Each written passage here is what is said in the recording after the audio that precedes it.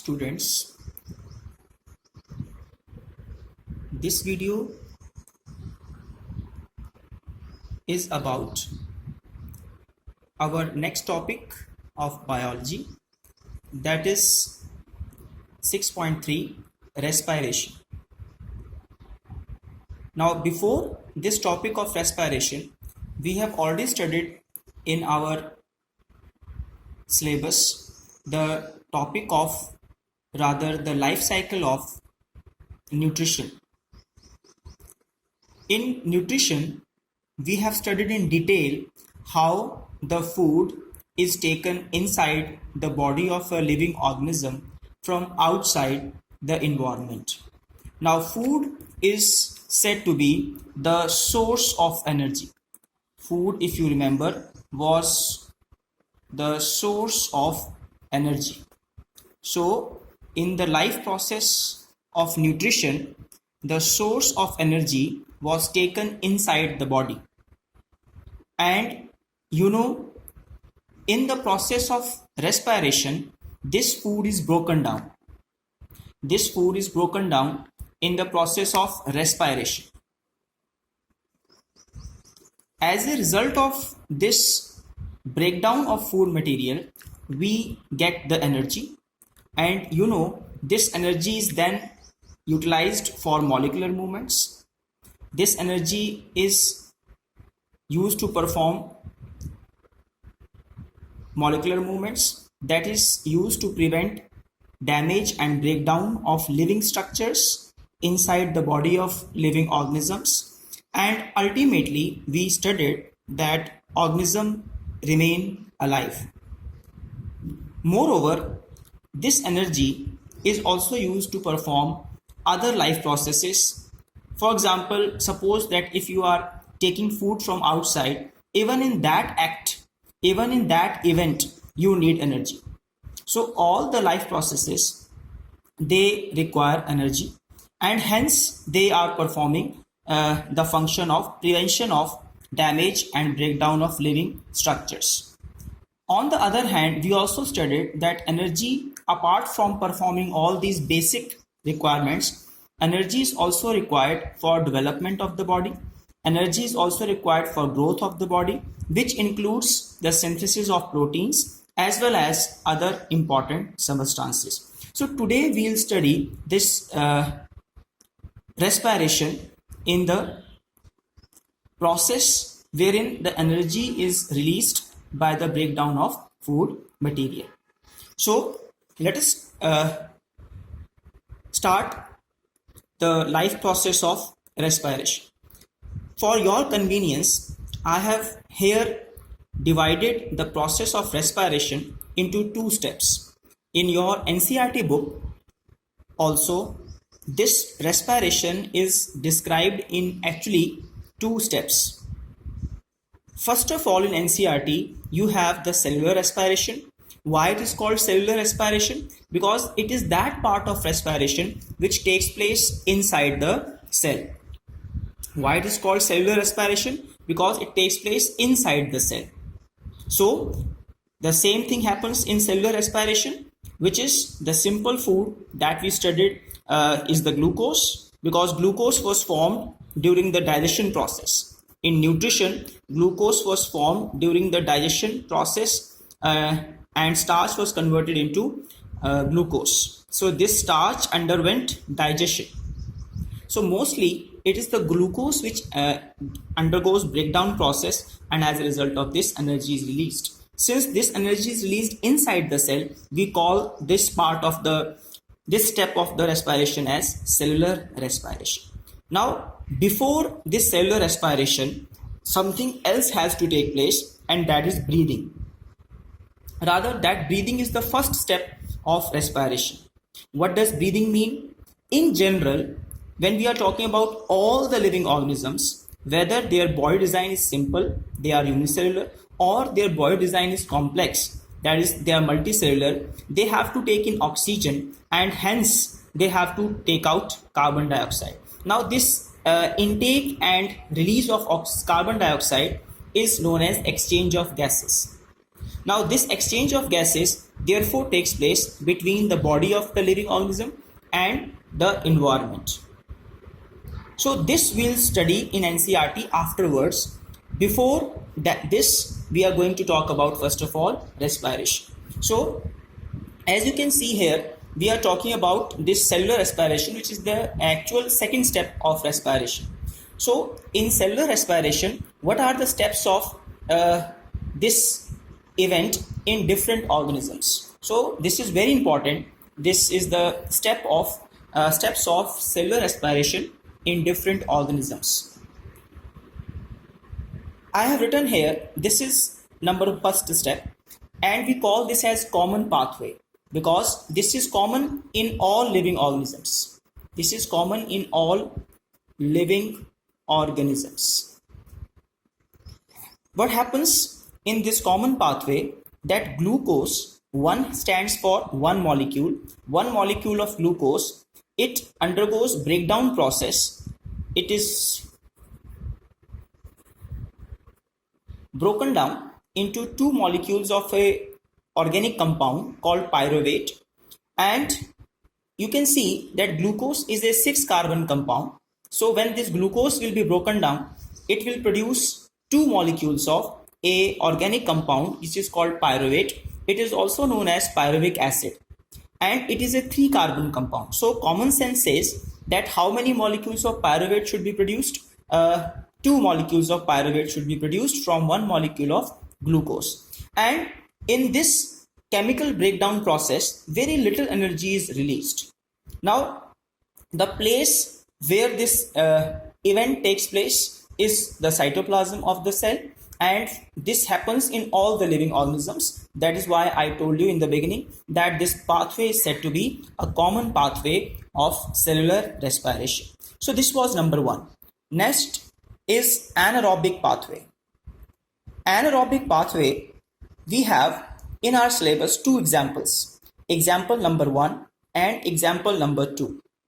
Now you can see here that in example number 1, you have a fungus which is a unicellular fungus called yeast, and this anaerobic process in case of yeast is also known as fermentation. In your earlier classes, you must have heard of this word fermentation. So fermentation in case of yeast is nothing but the anaerobic pathway of breakdown of glucose. On the other hand, we have another example where the anaerobic respiration or an anaerobic pathway occurs, that is in the human muscle cells, and this actually happens in case of sudden activity, sudden exercise, very strong work, physical work which you are doing. For example, when you are suddenly doing very hard work, in that case this happens in our muscle cells. So one by one we'll see, and let us see what are the products made in these two types of different examples.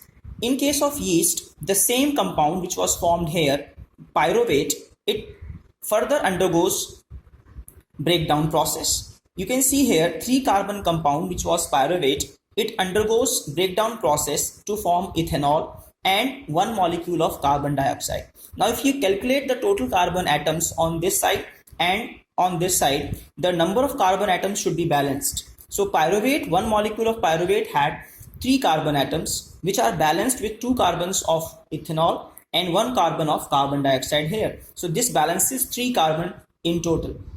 And as the result of this breakdown process, again little energy is produced.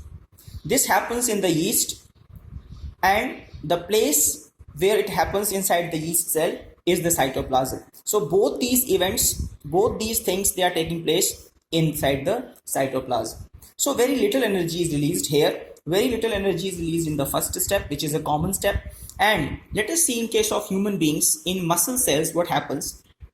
Pyruvate, instead of breaking down into ethanol and carbon dioxide, it's broken down into lactic acid. Rather, you can't say that this is a breaking process because pyruvate is also a 3-carbon compound and lactic acid is also a 3-carbon compound. So it is just the reshuffling of the atoms here and there. And here also little energy is released.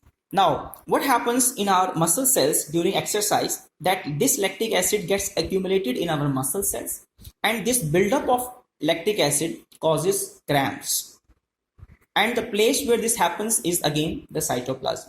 So you have seen that in these two examples, either there is lack of oxygen or there was absence of oxygen. And because of this reason, because of absence of oxygen, we say that the pathway is said to be anaerobic. Anaerobic means absence of oxygen. Whereas this process, this common pathway is independent of presence or absence of oxygen. Let us move ahead and see another pathway which is called aerobic pathway or aerobic respiration. If you see here, we have the example as most living organisms. Most living organisms, we find that the aerobic pathway of respiration takes place. For example, in most cells of the human beings, the place where this aerobic pathway takes place is the mitochondria. If you remember, this is also known as powerhouse of the cell. Why it is called powerhouse of the cell? Because lot of energy is released as a result of aerobic respiration in case of mitochondria. What happens in this different pathway, that pyruvate, which is a 3-carbon compound, it in the presence of oxygen undergoes complete breakdown. So you can say that here it is complete breakdown. Complete oxidation is taking place. Why? Because all the 3 carbons of pyruvate, they are broken down and they are released in the form of 3 molecules of carbon dioxide. Now if you compare this with the anaerobic respiration, all the 3 carbons of pyruvate, they were intact and no carbon was released here. And in case of yeast, only partial breakdown. Here you can say that only partial oxidation of pyruvate is occurring, because how many carbon atoms are released in the form of carbon dioxide? 1. But 2 carbon atoms, they remained intact in the form of ethanol. So since it is complete oxidation of pyruvate into 3 carbon dioxide molecules, 3 water molecules, hence a large amount of energy is released, because most of the bonds, most of the covalent bonds, they are broken up, hence large amount of energy is released. And since it is in the presence of oxygen, we say that this process is aerobic respiration. Now, as you have seen here, large energy is released. You have seen that less energy is released. Here you have seen again less energy is released. And in the common pathway, again less energy is released. So what happens to this energy? The energy which is released during cellular respiration, what happens to this energy? What is going to happen to this energy? Is this energy directly used to provide the molecular movements? Is this energy directly used for life processes? Is this energy directly used for development, growth, protein synthesis and other substances? No. So what is the actual scenario? That this energy which is released during cellular respiration, it is used to carry out a reaction.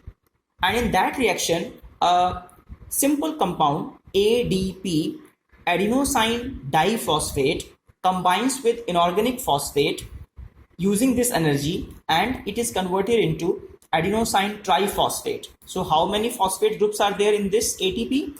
3 phosphate groups are there. Actually, it is having this, if we consider this as adenosine, then you have 1 molecule phosphate, 1 molecule phosphate, 1 molecule of phosphate. So you have these 3 phosphate groups attached to the adenosine nucleotide. So we call this as adenosine triphosphate, abbreviated as ATP. And you must be knowing that this is the energy currency of the cell. And in the second page of life processes, in that paragraph of respiration, this is known as uniform source of energy. This is very important. This ATP is now known as uniform source of energy, that we studied on the second page of this chapter, life processes. Now, why it is called uniform source of energy? Because all living organisms that are undergoing respiration, and all of the living organisms must undergo respiration to extract energy from their food molecules. Hence, this energy, whether it is taking place in the aerobic respiration or it is released during the anaerobic respiration, all this energy has to be converted into this compound that is hence known as uniform source of energy, because it is formed in all the living organisms. Now, when this ATP is synthesized in the cell, this ATP can then be used to carry out all cellular activities. Which cellular activities? All those activities which require intake of energy. We call such type of processes as endothermic processes, wherein energy input is required. Okay, as you studied peristaltic movements, you studied peristaltic movements in that chapter of in the same chapter under the topic of alimentary canal in human beings, where the food was pushed forward in alimentary canal. Muscle contraction. In all these processes, muscle contraction, in all these processes, this energy is derived from ATP to carry out all these reactions. So, in your book, you can see when 1 mole of ATP is broken down, the energy released is 30.5 kilojoules. So, even when you don't have food in your alimentary canal, even then you can get the energy by the breakdown of ATP molecule that is stored in your cells. This is all about the cellular respiration. That is the second step of respiration. I hope with the help of your NCERT, this topic will be clear to you, and this next topic, that is breathing, this will take up in the next video.